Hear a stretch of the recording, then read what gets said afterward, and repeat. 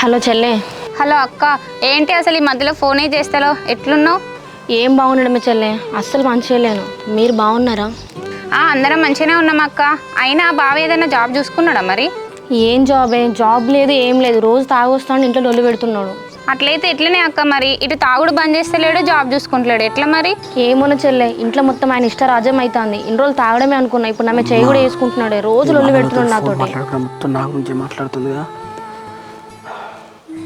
అట్లా కాదే అక్క, అసలు బావకి ఏంటంటే ప్రాబ్లం, ఎందుకు అట్లా చేస్తాడు? ఏమోనే, ఏమనంటే మీ వాళ్ళు ఏం పెట్టిలు అనుకుంటే అంత పిచ్చి పిచ్చి మాటలు మాట్లాడుతాడు. కట్నం భూమి జాగా అనుకుంటే అంత ఆగమానం చేస్తున్నాడే. అరే బావ మంచిగా ఉంటే అంతకు ఎక్కువ పైసలే ఇచ్చేటోళ్ళం కదనే, ఇచ్చిన పైసలు మొత్తం తాగడానికి పెట్టుకుంటున్నాడు కదా. నన్ను అంటే నేను ఏమన్నా పడేదాన్ని చెల్లె. ఏమన్నా అంటే అమ్మ వాళ్ళని అంటున్నాడు, మీదికి వచ్చి మెడలు పట్టుకుంటున్నాడే. మెడలన్నీ గుంజుతున్నాయి నాకైతే. అరే అట్లా కొడతా అంటే ఎట్లా పడుతున్నావు అక్క నువ్వు? ఆయన నాకన్నా అన్నకన్నా ఒక ఫోన్ చేస్తే నేను అన్నను పంపించేదాన్ని కదా. అయినా మీ అత్తమ్మ ఏం చేస్తుంది?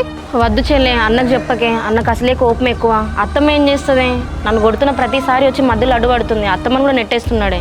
ఇక ఇదంతా కాదే అక్క, నువ్వు అక్కడ ఉంటే బావ అట్లనే చేస్తాడు. ఒక వారం రోజులు మన ఇంటికి రా, నేను అన్నతో మాట్లాడినా. వద్దు చెల్లె, నేను ఉన్నప్పుడు ఇల్లంతా ఆగమాగం చేస్తాను. ఇప్పుడు నేను అటు వచ్చింది అనుకో, ఇంట్లో ఉన్నాయి లేని అన్ని అమ్మేసి తాగుతాడు. ఇక నువ్వు ఇట్లనే మాట్లాడతావు కానీ ఇగో అన్న వచ్చిండు, నేను అన్నకి ఇస్తాను, మాట్లాడు. ఇగో అన్న, అక్క లైన్లో ఉంది, ఫోన్ మాట్లాడు. హలో చెల్లె, బావ తావడం అనేసి జాబ్ చూసుకున్నట్ట అట్లా ఉంటాడట ఇంకా?